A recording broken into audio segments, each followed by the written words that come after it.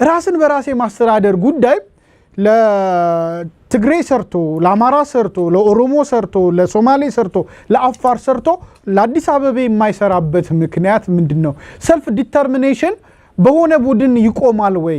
የሆነ በአንድ የጋራ የሆነ ማንነት ያለውን አንድ ማህበረሰብ ራሱን በራሱ የማስተዳደር መብቱ ገደብ ካልተቀመጠበት የሕገ መንግስቱ እስከ መገንጠል መብት ሰጥቶት ሳለ የሆነ ቦታ ላይ ግን እንደምታየው ክልሎች ለምሳሌ ሌትስ ሴይ ኦሮሚያ ክልላውን ራስን በራስ የማስተዳደር ሰልፍ ዲተርሚኔሽን መብት ተሰጥቶታል።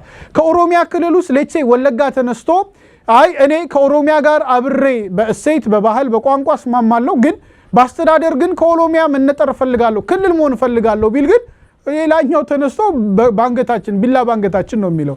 ሰልፍ ዲተርሚኔሽኑ የሆነ ቦታ ላይ ጃንጥላ ይዘው የሚያቆሙት ነገር አለ።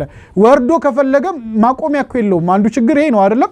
እየወረደ ከፈለገ በጎጥ አይደለም በመንደርና በቀበሌ ልከፋፈል ቢል በህግ ደረጃ ልታስቆመው በፖለቲካ ውሳኔ ታስቆመዋል። ያው በደቡብ ክልል ተነስቶ የነበሩ ወደ 9 ምናምን ጥያቄዎች በፖለቲካ ውሳኔ አስቆመውታል አይደል? የክልል ጥያቄን እንዳይመራው ነው የወላይታ አንዱ ነው እንዳይመራና ወደ ፌዴሬሽን እንዳይሄድ ያስቆሙበት የፖለቲካ ውሳኔ ነው። ፕራክቲካል ግን የህግ ጉዳይ ጋር ግን ስትመጣ ልታስቆም የምትችልበት አግባብ የለውም።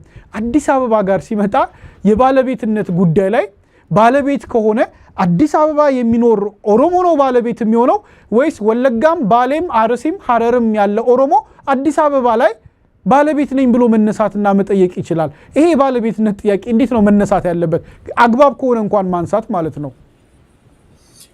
የባለቤትነቱን በዛው ሄድበታለሁ ግን የዚህ የሰልፍ ዲተርሚኔሽን ጉዳይ ስላነሳ ባጭሩ አስተያየት ልስጥበት።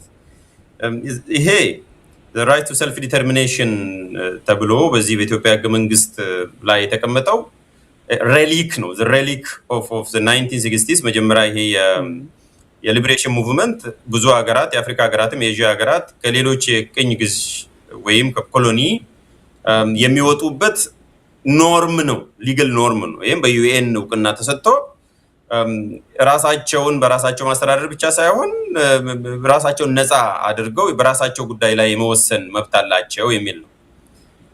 ያ ካበቃ በኋላ ሌስ ፖፑላር ነው የሆነው ሲጀመር።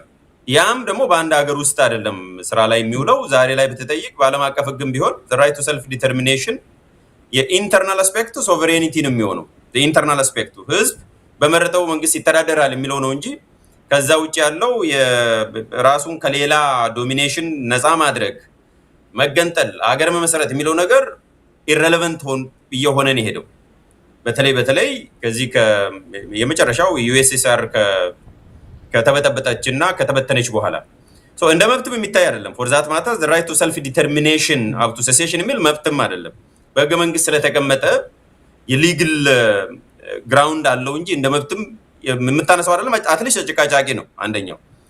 ሁለተኛው ራስን በራስ ማስተዳደር የሚለው ምን ነው የሚመለከተው የሚለው ነው። በኢትዮጵያ ህገ መንግስት ውስጥ አሁን ቅድም ያሳየው አንቀጽ 39 ላይ 47 ላይም ይመጣል ዞሮ ክልሎች ሲመሰረቱ አንቀጽ 9 ላይ ይመጣል፣ አንቀጽ 38 ላይ ይመጣል። ይሄ ሰልፍ ዲተርሚኔሽን ቢያንስ 5 ቦታ ይመጣል። አክቹአሊ አንደኛው የሉዓላዊነት ላይ ይመጣል ሰልፍ ዲተርሚኔሽን። ቀጥሎ ከምርጫ ጋር ተያይዞ ይመጣል አንቀጽ 38። ቀጥሎ 39 ላይ ይመጣል ቅድም ያሳያችሁት። 47 ላይ ይመጣል ክልል መመስረት ከፈለክ ወይ መርጅ ለማድረግ ወይ አዲስ ክልል ለመመስረት። ከዛ የምርጫ መገለጫ ሆኖ አንቀጽ 54 ላይ ያለ እንደምታውቀው የመጨረሻ ሉዓላዊነት መገለጫ የሚሆነው የህዝብ ተወካዮች ምክር ቤት ነው። ህዝብ ተወካዮች ምክር ቤት ደግሞ በምርጫ ተመርጠው ይገባሉ። ያን የህዝብ ተወካዮች ምክር ቤት እና ፌዴሬሽን ምክር ቤት የምትመሰርተው በህዝብ ሉዓላዊነት ነው። በዛም ማኒፌስት ይደረጋል። መጨረሻው ህገ መንግስትን ስታሻሽል ወይንም ሪፈረንደም በኦፊሻል ያልተቀመጠም እንጂ እዛ ውስጥ ዶረን እንመጣለን። ለማንኛውም ይሄ ሰልፍ ዲተርሚኔሽን ቢያንስ በእነኛ 5 ሁኔታዎች ወይም ኦኬዥንስ ይገለጣ ማኒፌስት ያደርጋሉ። እንዲሁ እንደ ምሳሌ ለማስቀመጥ ነው ሰዎች ሄደው እንዲያዩት ወይም ለክሪዮሲቲ። ፕራክቲካሊ ራስን በራስ ማስተዳደር የሚለው ነገር የሚገለጸው ዜጎች ወይም ክልሎች ወይም የከተማ መስተዳድሮች ራሳቸው በቀጥታ ወይም በሌላ መልኩ በመረጡት ይተዳደሩ ነው ኮንሰፕቱ ባጭሩ። ኢትዮጵያ ላይ ግን የሆነው ክልሎች ወይም ብሔሮች በራሳቸው ብሔር ብቻ ራሳቸውን ያስተዳድሩ። ቲማቲምን ማስተዳደር ያለበት ቲማቲም ነው እንጂ ድንች መቀላቀል የለበትም ተደርጎ ነው የተተረጎመው። ራስን ማስተዳደር ቤዚካሊ በመረጥከው መተዳደር መሆን ሲገባው በብሔር ነው መተዳደር ያለበት። ስለዚህ ነሰሰርሊ የሆነ ክልል ላይ ወይም የሆነ ቦታ ላይ የግድ ተመሳሳይ ሰዎች በተመሳሳይ ነው መተዳደር ያለባቸው። ተመሳሳይ ብሔር መገዛት ያለባቸው እንደው ያው መገዛት ነው የሆነው። መገዛትም ቢሆን በሚመሳሰል ምንም በሚመስል ሰው ነው መሆን ያለበት በሚል የተተረጎመው። ሁለተኛ ሶስተኛው ትልቁ የፍልስፍና ችግር ነው። ህገ መንግስቱ ሲቀረጽ የሆነ ደደቢት በረሃ ላይ ታሰበ። እዛ የሆነ ሆሞጂነስ የሆነ ማህበረሰብ በህዋት የታሰበ ማህበረሰብ አለ። ያ ማህበረሰብ ብሔር ነው። አንድ የክልሉ ባለቤት ብሔር ነው የሚሆነው። ሌሎቹም ቢኖሩም ባይኖሩም አንድ ላይ ተጨፍልቆ ብሔር አለ፣ ወጥ ሆሞጂነስ የሆነ እሱ ወሰዱና ወደ ሌላ ክልል አመጡ ጴጥሮስ። ከዛ ደግሞ አዲስ አበባን አመጡ። አዲስ አበባ የለችም። ህገ መንግስቱ ፍልስፍና ውስጥ አዲስ አበባ ስለሌለች አኖሜሊ ሆነ። ግራ የተጋባ ነገር። እንዴት ይተርግሙ? እንዴት ይተግብሩ? አዲስ አበባ በኢትዮጵያ ህገ መንግስት ውስጥ ታስባ ሳይሆን ፖስተር ቻይልድ ነው የሆነችው። አሁን ያንን ሲያመጡ ዞሮ ዞሮ ከኒው ሪያሊቲ ጋር ነው የተጋጩት። አዲስ ሪያሊቲ ሆነባቸው። አዲስ አበባ ነገር አዲስ ሪያሊቲ ሆነ። በአይምሮአቸው ውስጥ ያስቀመጡትና ህገ መንግስት ላይ ኮንሴፕቹዋላይዝ ያደረጉትና መሬት ላይ ያለው የአዲስ አበባ በሁሉም መልኩ እነሱ የሚያስቡትና የነሱ ዲፊኒሽን ውስጥ የሚገባ አልሆነም። ምክንያቱም ብሔሮች ብሔረሰቦችና ህዝቦች ተባለ እንጂ በዋናነትና ብቸኛው ያሰቡት እነሱ ብሔርን ብቻ ነው። ናው አዲስ አበባ በአንቀጽ 49 ንዑስ አንቀጽ 2 መሰረት ራሷን በራሷ የማስተዳደር ሙሉ መብት አላት ይላል። ኦኬ የመጀመሪያው ንዑስ አንቀጽ የፌደራል መቀመጫ ይላል። ቀጥሎ ራሷን በራሷ ማስተዳደር ትችላለች ይላል። ያ ደግሞ የሚደረገው በዚህ ህገ መንግስት አንቀጾች በተቀመጠው መሰረት ነው የሚለው። ሌላውን አንቀጽ ነው የምናየው። አንቀጽ 39ን 46ን የፓርላማውን የፌዴሬሽን ምክር ቤትን እነኛ አፕሊኬብል ናቸው ማለቱ ነው ንዑስ አንቀጽ 3። አሁን ምንድነው በጣም ወለፈንዲ የሆነባቸው ሁለት ነገር ነው። አንደኛ ራሳቸውን በራሳቸው ማስተዳደር ይችላሉ የሚለውን ነገር አዲስ አበባ ላይ ሲመጣ ይሽሩታል፣ ወይም ወገቤን ይላሉ፣ ወይም ይረሳሉ ሙሉ በሙሉ። አዲስ አበባ እንደማንኛውም ክልል የተባለው ባይዘው አዲስ አበባ እንደማንኛውም ክልል ራሷን በራሷ ማስተዳደር ትችላለች የሚለውን በጣም ፍጥጥ ብሎ የተቀመጠው ነገር ራሷን በራሷ ማስተዳደር ማለት ደግሞ የራሷን ፍላጎት በራሷ ምርጫ ትወስናለች፣ ወይ በምርጫ ወይ በሪፈረንደም። እሱ እንኳን እንዲከበርለት አንፈቅድም እያሉ ነው። ይሄ ደግሞ በግልጽ ራሳቸው የሚያምኑበትን ለራሳቸው ሲሆን የሚያጣቅሱትን ራሳቸው የደነገጉትን ራሳቸው ያዋለዱትን ህገ መንግስት ነው እየሻሩ ያሉት። አንደኛው መገለጫ ይሄ ነው። ሁለተኛው መገለጫ ደግሞ በዚህኛው ህገ መንግስት ከሄድን ብሔሮች ብሔረሰቦችና ህዝቦች ይላል። አዲስ አበባ ላይ ህዝቦች ነው የሚለው። ህዝቦችም ቢሆን ራሳቸው ማስተዳደር ይችላሉ።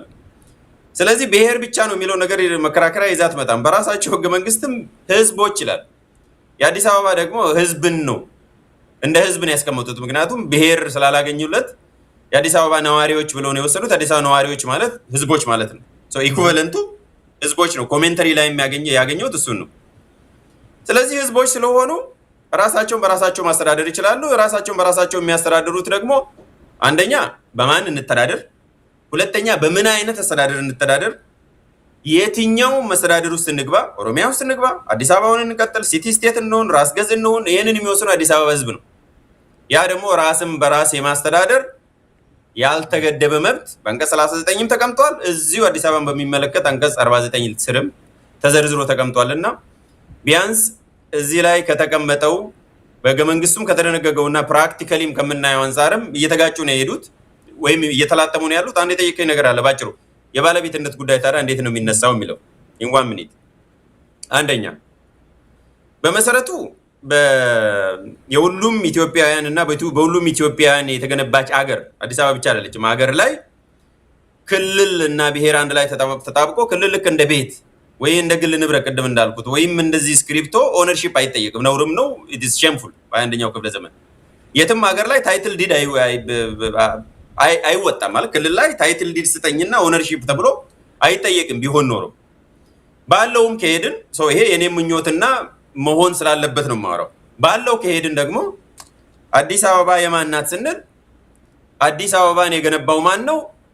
አዲስ አበባ ላይ የሚኖረውስ ማን ነው ዛሬ የሚለውን ነው ኢሹ። የሶስተኛው እንዳውም ደግሞ ወደፊት አዲስ አበባን ምን አይነት አዲስ አበባን ነው የምንመኘው የሚለው አዲስ አበባ ዛሬውን ብቻ ለምናወራው ነገም ስለምትቀጥል ትውልድም ስለሚመጣ ስቴክ ሆልደር አሉ ማለት ነው። ስቴክ ሆልደር እኔ እናንተው አሁን ዛሬ የሚኖርበት ብቻ ሳይሆን የሚቀጥለው ትውልድም አዲስ አበባ ላይ የሚኖረው ኤምባሲም ኢቭን አፍሪካኖች ሁሉ ስቴክ አላቸው።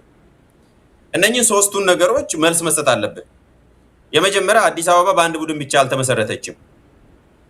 በሁሉም ኢትዮጵያውያን የተመሰረተችው ቢያንስ አሁን ባየነው በመቶ ስንት ዓመት ሆኗታል? 1879 ነው። የሚቀጥለው ዓመት 150 ነው 140 ነው የምታከብረው። ቢያንስ ባለፈው 140 ወይም 150 ዓመት ውስጥ በነበረው ጉዞ የተለያዩ ኢትዮጵያውያን ኢቭን የውጭ ዜጎችንም ሁሉ ጨምሮ አስተዋጽኦ ያደረጉበት ነው። አዲስ አበባ የተገነባችው በሁሉም ኢትዮጵያውያን ላብ ደምም ጭምር ነው። ምክንያቱም በግራዚያኒ ዘመን ያ ሁሉ ብዙ ሺህ በ10 ሺዎች የሚቆጠሩ ሰዎች ሁሉ ተገለውባት ነው በዚህ አዲስ አበባ የቆየችው። ወደ 20 ሺህ የሚጠጋ አዲስ አበባ ሞቶ ነው። እነኛ አዲስ አበባ ደግሞ ኢትዮጵያውያን ናቸው። በብሔር ቋንቋ ከሄድን የሁሉም ብሔር ነው።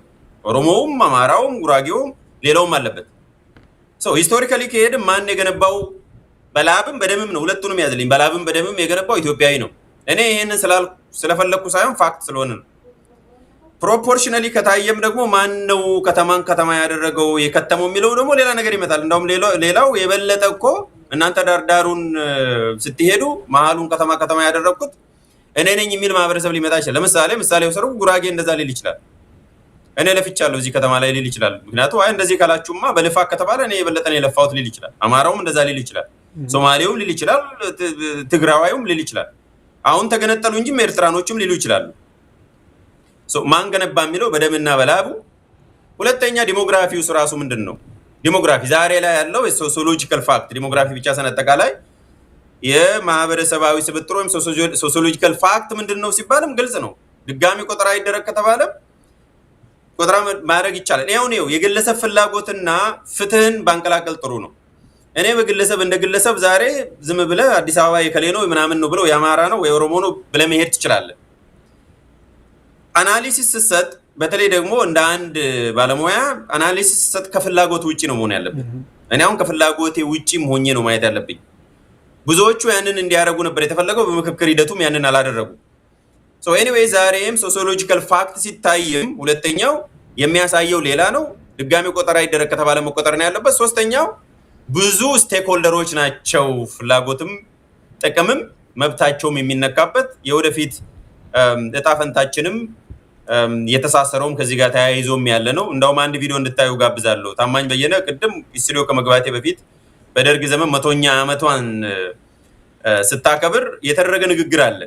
አዲስ አበባ ለምን እንደተመረጠች ሁሉ ንግግር ያደርጋሉ። ለምን? የኢኮኖሚ የማህበራዊ እና የፖለቲካ ማዕከል ስለሆነች አዲስ አበባ ተመርጣለች፣ እኛም መርጠናታል የሚል ንግግርም አድርገዋልና ይህንን ሁሉ ከግንዛቤ ያስገባ መሆን ያለበት ሶስት ነገሮች ቅድም ፋክተር እንዳለ ሂስቶሪካሊ ማን ነው የገነባው፣ አሁን ያለው ሶሲዮሎጂካል ፋክት ምን ይሆናል፣ ወደፊት የምንመኛት አዲስ አበባ እና ያለው ስቴክሆልደር ምንድን ነው የሚለውን ከግንዛቤ ስናስገባ አዲስ አበባ የሁሉም ኢትዮጵያውያን እንጂ የአንድ ቡድን ልትሆን አትችልም።